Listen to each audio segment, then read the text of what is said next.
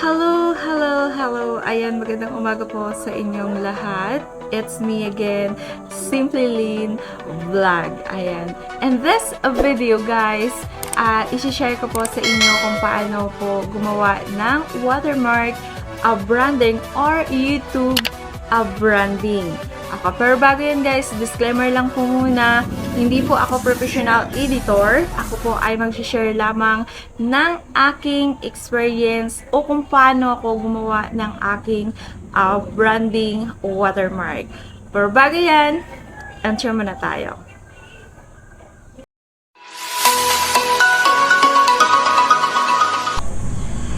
Okay guys, bago yun, bigyan ko muna kayo ng konting recap. Sa channel na to guys, makakapanood po kayo ng aking family vlogs and syempre ng aking tutorials. Of course, ano nga ba ang watermark branding? So kung ito guys yung maliit na logo na mapapansin niyo sa right side ng television, makikita ninyo yan, or kung mapapanood ninyo sa mga kung ang ginagamit ninyo ay laptop, mayroong logo na makikita niyo sa right side katulad nito. Ayan, so ayan po yung ibig sabihin ng watermark branding. So ngayon, paano nga ba yan gagawin, at i-share ko na din po sa inyo kung paano siya ilagay doon sa inyong mga videos. Okay? So, So, ano nga ba yung purpose ng watermark branding? So, paano nga ba siya makakatulong sa atin para lumago yung ating mga subscribers? So, pag laptop kasi guys yung ginamit, pag si viewers kasi nanood sa laptop, so i-click niya lang yun, automatic makakapag-subscribe siya sa ating mga videos. So, sa cellphone or sa mobile phone guys, ganito lang siya kaliit pag nakita ninyo. So, ganyan lang siya kaliit. So, ayan. Makikita man ninyo pag naka-landscape siya, pero sobrang liit. Unlike kapag naka-laptop po, medyo malaki talaga siya. And then, syempre, ano nga ba yung guidelines ng paggawa ng watermark branding? So, unang-una, dapat siya ay, ang ginagamit ay dapat square, must be square. Second, must be minimum of 150 by 150 pixels. And, syempre, less than 1 MB. And, yung background na gagamitin natin dapat ay transparent. So, yun naman yung nire-recommend ni YouTube. So, ituturo ko yun sa inyo guys step by step. So, kaya dapat mong patapusin ang video na to. At kung nagustuhan mo, please give a thumbs up. And don't forget to like, share, and comment na rin para sa iba pang mga tutorials na gusto ninyong gagawin natin dito sa ating channel. Please don't forget to share para marami na rin po yung makapanood ng video na to, and comment down below guys para sa iba pang mga tutorials na gusto ninyong gawin natin, and i-share ko po yun sa inyo step by step. And please don't forget to subscribe to my channel, and don't forget to press the bell button para updated po kayo sa lahat ng videos na gagawin ko soon. So yun nga guys, dito na tayo sa PixArt. Okay, sa PixArt guys, dito rin kasi ako nag-i-edit ng aking mga thumbnail, and syempre ng aking YouTube branding. So, pindutin lang natin yung positive sign or plus sign, and then sabi nga ni YouTube, dapat daw transparent. So, pindutin natin yung transparent, and then punta tayo sa tools. So, dapat daw must be square. So, pindutin natin yung crop. So, titignan natin guys kung square. Pindutin natin yung square. So, square naman siya, and then apply. And then after yun guys, dito sa PixArt, marami kayong pagpipilian na logo. So punta lang kayo dito sa sticker. And then, search nyo lang po, YouTube logo. So, ayan, marami kayong pagpipilian dyan, guys, kung ano yung gusto ninyong maging logo sa inyong mga videos.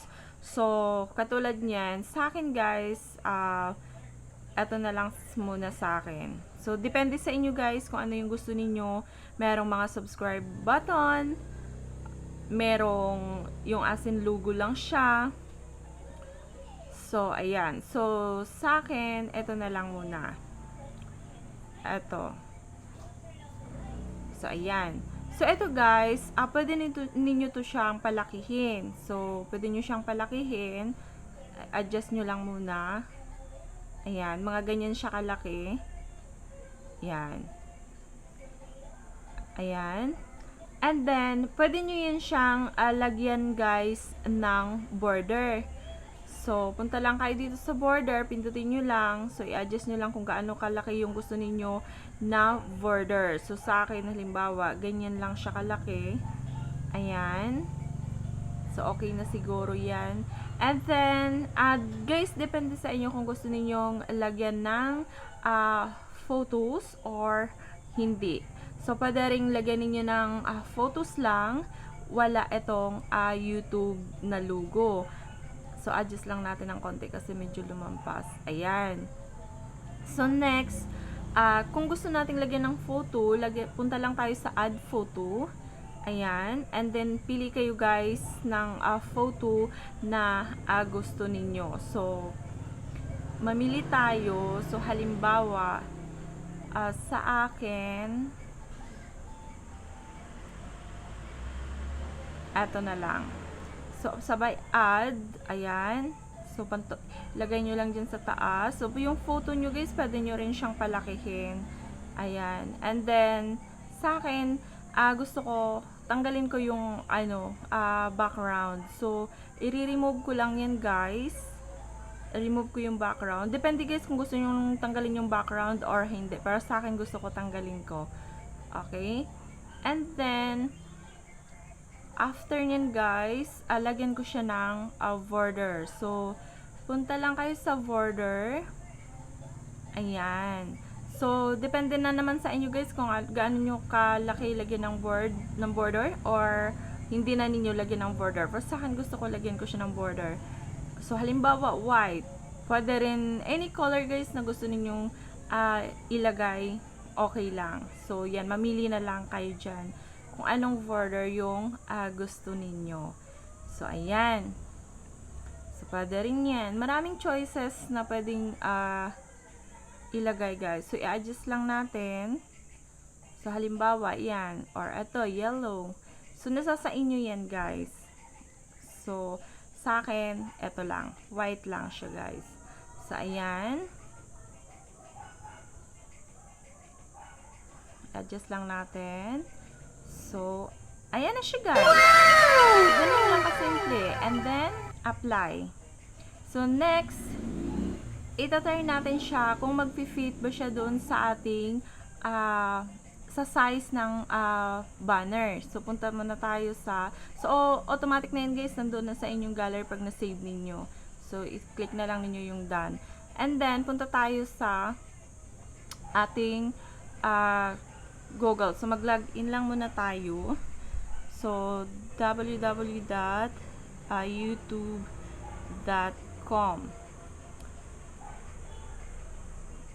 So, okay. Guys, nga pala, kung wala pa kayo, kung hindi ganito yung inyong cellphone, so, simple lang yun guys. Punta kayo sa 3 dot dito sa baba. Kung makikita ninyo, pindutin lang ninyo guys. Makikita ninyo yan yung request mobile site.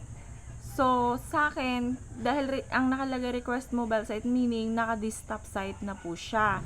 Pero, eto kasi sa akin, sinit ko na siya guys, para hindi na ako mag-set ng desktop site. So, sinet ko na siya sa request mobile site. Ngayon, pag nandiyan na kayo guys, punta lang kayo sa your channel.